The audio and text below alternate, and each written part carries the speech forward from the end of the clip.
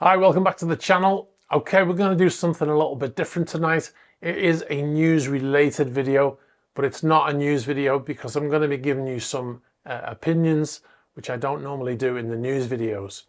So in this video, we're going to be hearing from an ambassador and Captain Jack. You might remember him from a previous video. Captain Jack is going to tell us who the biggest threat to the yachting industry is, and it's not the Russian yacht owners. First of all, we're going to hear from Mr. Ambassador himself, Sir John, as I call him. Now, of course, he's not a real ambassador. He's a self-appointed ambassador, and I've nicknamed him Mr. Ambassador because he says that when he references me, that he does not represent the norm, nor is he well received by the majority in the yacht management field. So he feels like he's an ambassador for the yachting industry, and he's making these comments on their behalf as well as his own. So I think that's quite funny. Whenever anyone speaks or purports to speak for everybody, then they're an ambassador, right, for that field. He goes on to say that he said, "I work on yachts for my living in the Mediterranean, and I work as a crew manager." Okay, so stop there. A crew manager is not a shipboard position. It's not a crew member. It's an office position from a management company. And although he may come on board from time to time to do training or meetings or whatever, they do not work. They're not part of the crew. So that's important to identify that. He goes on to say, "I am often called upon to retrain a crew that has become overly complacent. I ensure our crews from captain to deckhand to temporary help all meet the high standards our employers hold for us in order to serve the paying clients and owners the level of service they expect." It should be noted that he's saying that he trains captains. He's not training a captain to be a captain because he's not qualified to do so, or any other crew member for that matter.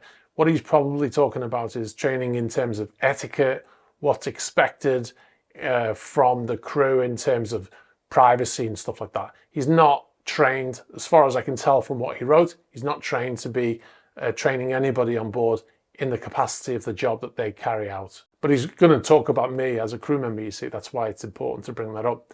And he says that the privacy is the #1 concern of most owners, and this man has used the Ukraine war as an excuse to violate all the ideals he used to purport to hold closely. So apparently I have used the Ukraine war as an excuse to talk about things that I shouldn't be talking about. That's what he's trying to say. Now, what's interesting about this is he works for a large yachting company, so he says. So that means that most likely, either before or currently, his company is managing yachts that are owned by Russians who may or may not be sanctioned. So it's important to know, because he says it's one of the largest yachting agencies. He doesn't say which agency it is, but he says it's one of the largest. Now, the difference between privacy and secrecy. Now, privacy is, for instance, when we go on board a yacht, we'll have to sign a non-disclosure agreement that says, for instance, as an example, that we're not allowed to take photographs inside the yacht. Fair enough. Nobody wants their own home to be photographed and then put on the internet, right? So nobody should be posting where they currently are. So, you know, if they're working on a yacht, they shouldn't be posting their location online, photographs of the boat online, or talking about where they're going next, because they're effectively given in advance the location of where that boat's going to be, right? And that's fair enough. That's what you would call privacy, protecting the privacy of the owner of the yacht. I've got no problems with that. Now, the difference is between privacy and secrecy. Now, I'll give you an example. I've got questions here that people sent to us that they were asked in interviews with certain yacht management companies, which I'm not going to mention. But these are the kinds of questions. And if you've been watching the channel for the last year, you'll probably recognize some of this information. Now, these are questions that were asked to potential crew members. Did you ever serve in the military? What does your father do for a living? And your mother? What do your brothers and sisters do for a living? Now, why is that pertinent to you applying for a job as a deckhand, for instance? What they're trying to do there is it's trying to find out if any of your family work in the government or in the police or in the military, right? Being asked if you would submit to a lie detector test. What are we doing here? Are we in the CIA? Being asked by captains when leaving a yacht to not list the name of the yacht on their CV. So the captain's saying, I know you're leaving and I know you're going to go looking for work, but don't put the name of the yacht on your CV. It's easy to say, well, I could just say okay and then not do what he says, right? But most likely that person's going to need a reference to get a job on another boat from that person. So he'll have to follow through with that. He'll have to say okay and not do it, right? Which can potentially hamper your ability to get another job in the future if you can't tell other people where you've worked in the past. Yacht recruiters asking crew who are interviewing not to mention previous boats they worked for, which is bizarre. Obstructing the name of the vessel when entering and leaving ports. Very strange. We've seen it with Scheherazade in Gibraltar. I've got video footage of that. You've seen it in Tarragona with the Motor Yacht Crescent. They have constructed a barrier to block the back of the vessel and they've covered the name of the vessel. And I guarantee it's like that right now.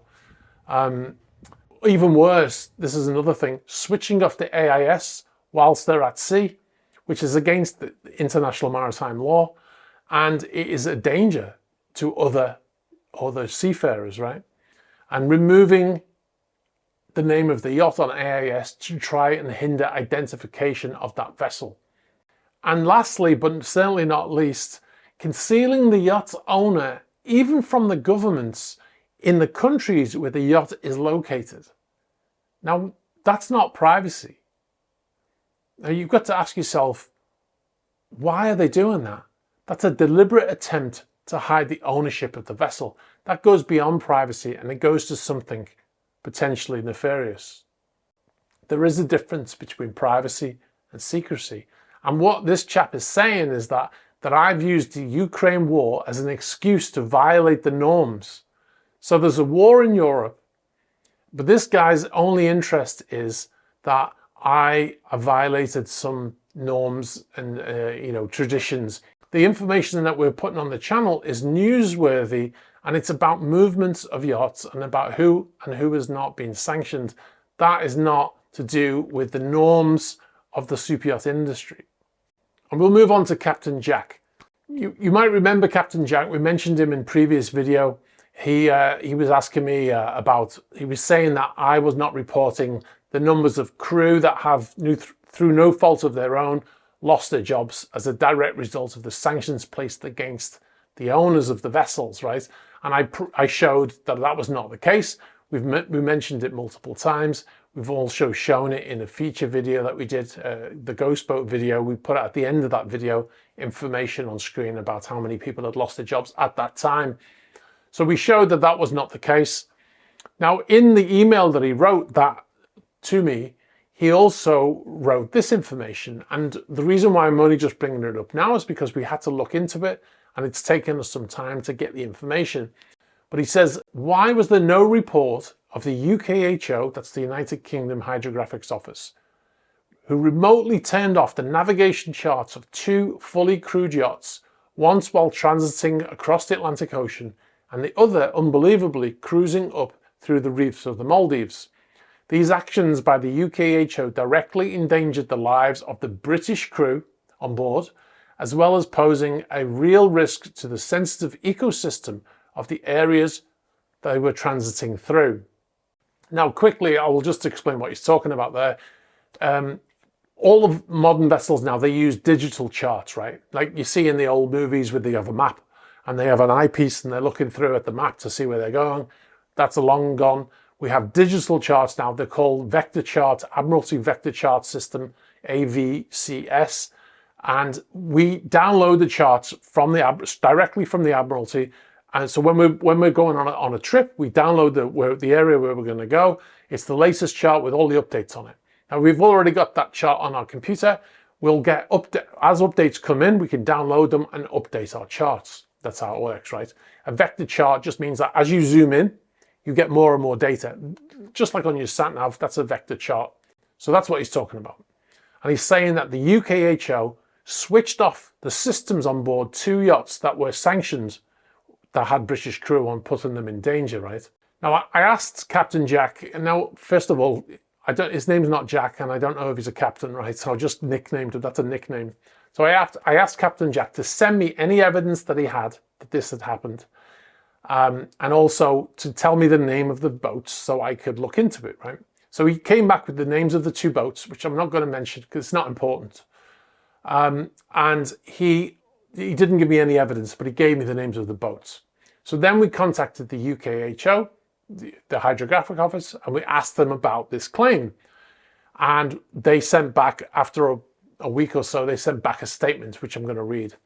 As part of the UK government, the UK Hydrographic Office acts in full alignment with the government's sanctions measures and provides wider support to the government response, working with our partners in the Ministry of Defence and Foreign, Commonwealth and Development Office, the FCDO.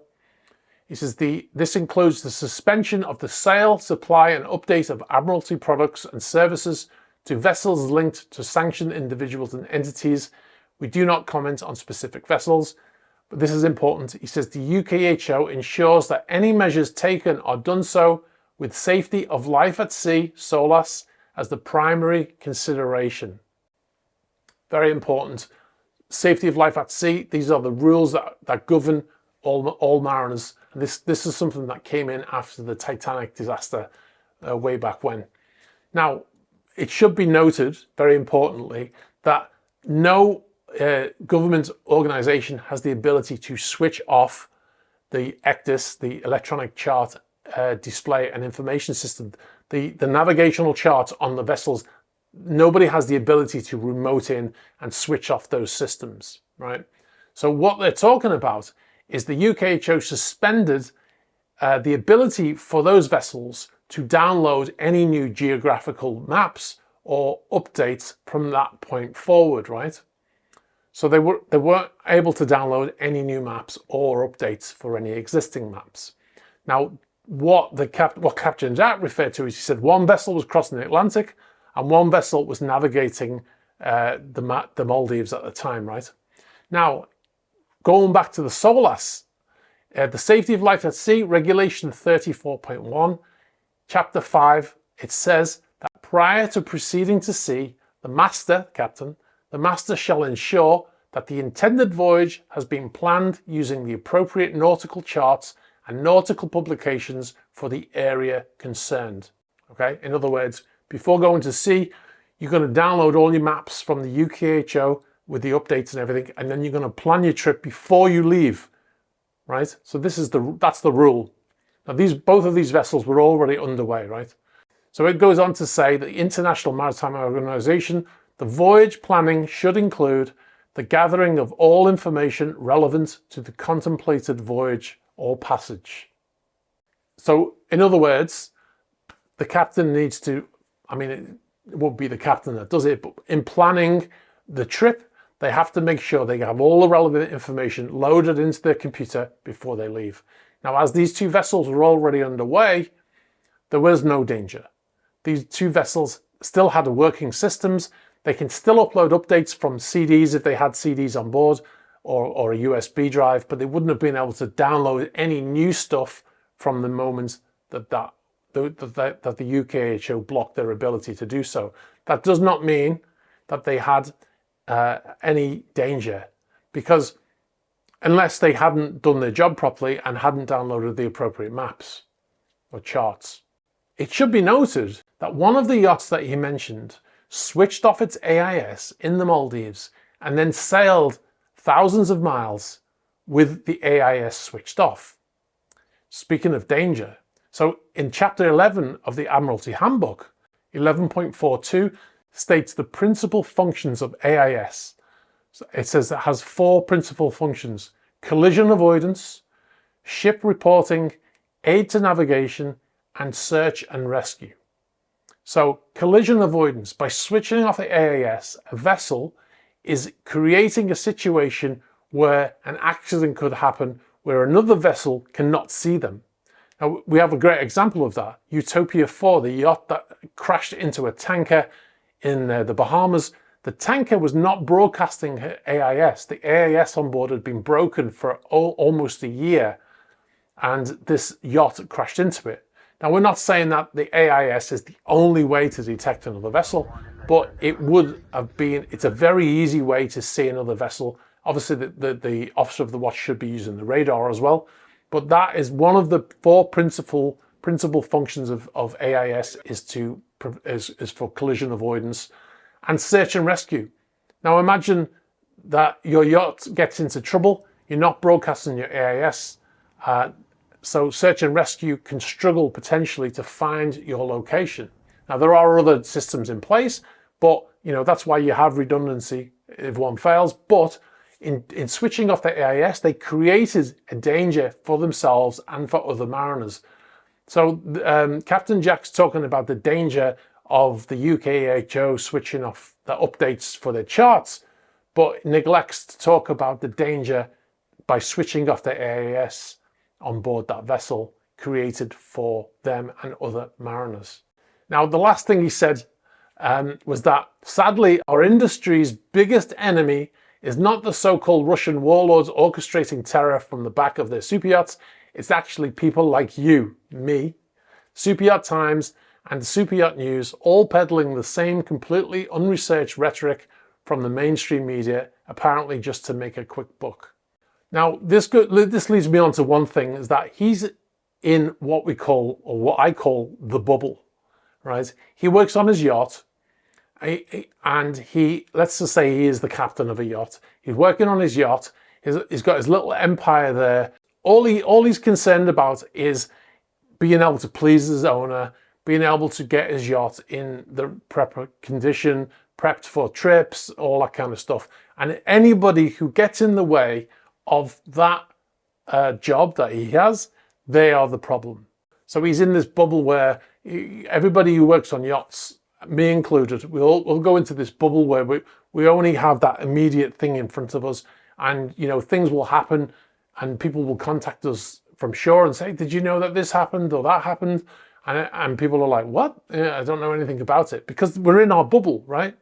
And that's what this guy's in right now. He's in a bubble where his only problem is everybody who's preventing him from being able to sail his yacht around the world. So anyway, bit of an opinion piece tonight. For a Friday night, it's not as light as I might like it, but there you go.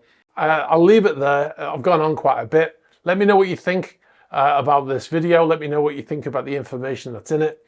And yeah, let's talk about it in the comments. All right, guys, I've got some more stuff for you over the weekend, so stay tuned for that. But I will see you soon. Have a great weekend. Thanks very much for watching, and I'll catch up with you soon. Bye-bye.